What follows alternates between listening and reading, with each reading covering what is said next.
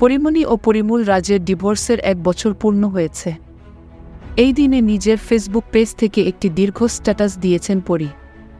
সন্তানদের নিয়ে পথ চলার দিনগুলোর গল্প ও নিজের যাপিত জীবন সম্পর্কে বলতে গিয়ে নিজেকে পরিপূর্ণ সুখী মানুষ হিসেবে ভুল ধরেছেন তিনি। কারো জন্য আক্ষেপ করে নিজের জীবনের ক্ষতি না করা প্রসঙ্গে তিনি বলেন, নিজেকে ভালোবাসলে জীবন সুন্দর হয়ে ওঠে। বাধা বিপত্তি থাকবেই, এর মধ্যেই এগিয়ে যেতে হবে। এই মতাদর্শে বিশ্বাসী পরি তার কাজের ব্যাপারে খুব তৎপর। তিনি কাজের জন্য এখন প্রস্তুত। অনেক চড়াই উত্তরাই অতিক্রম করেছেন, বাচ্চারা বড় হচ্ছে, এখন কাজের জন্য ফিট মনে করছেন নিজেকে। দেশের গণ্ডি পেরিয়ে টলিউডে কাজ করেছেন এই অভিনেত্রী। দেবরাজ সিনহার ফেলুবকশি সিনেমার শুটিং সম্প্রতি শেষ করেছেন। বাকি আছে ডাবিং।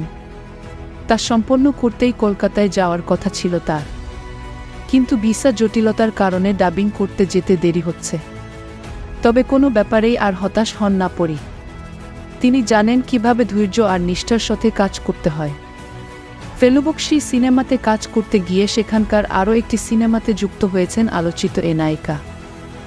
এছাড়া পরিমণির ওয়েব সিরিজ রঙিলা কিতাব গত 8 আগস্ট স্ট্রিমিং প্ল্যাটফর্ম হুইচিয়ে অবমুক্ত হওয়ার কথা ছিল, কিন্তু দেশের পরিস্থিতি বিবেচনা করে এর মুক্তি পিছিয়ে যায়।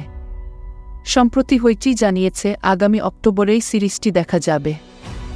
সিরিজের ট্যাগলাইনে বলা হয়েছে রক্তে রাঙা প্রেমের কিস্সা। সিনেমাটিতে পরীকে দেখা যাবে সৃষ্টি চরিত্রে। এদিকে ব্রিটিশ বিরোধী স্বাধীনতা সংগ্রামে আত্মাহুতি দিয়েছিলেন বাংলার প্রথম নারী শহীদ বীরকন্যা প্রীতিলতা ওয়াদ্দেদার। তার জীবন সংগ্রাম নিয়ে রাশিদ পলাশ 2021 সালে শুরু করেছিলেন। প্রীতিলতা সিনেমার ভূমিকায় ছিলেন পরিমণি। পরিমা হওয়ার কারণে সিনেমার শুটিংয়ে বিরতি দিতে হয়েছে।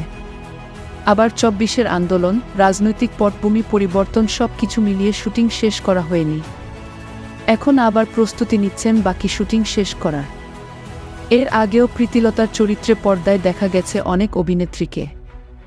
সেই তালিকায় এবার যুক্ত হচ্ছে পরিমণির নাম।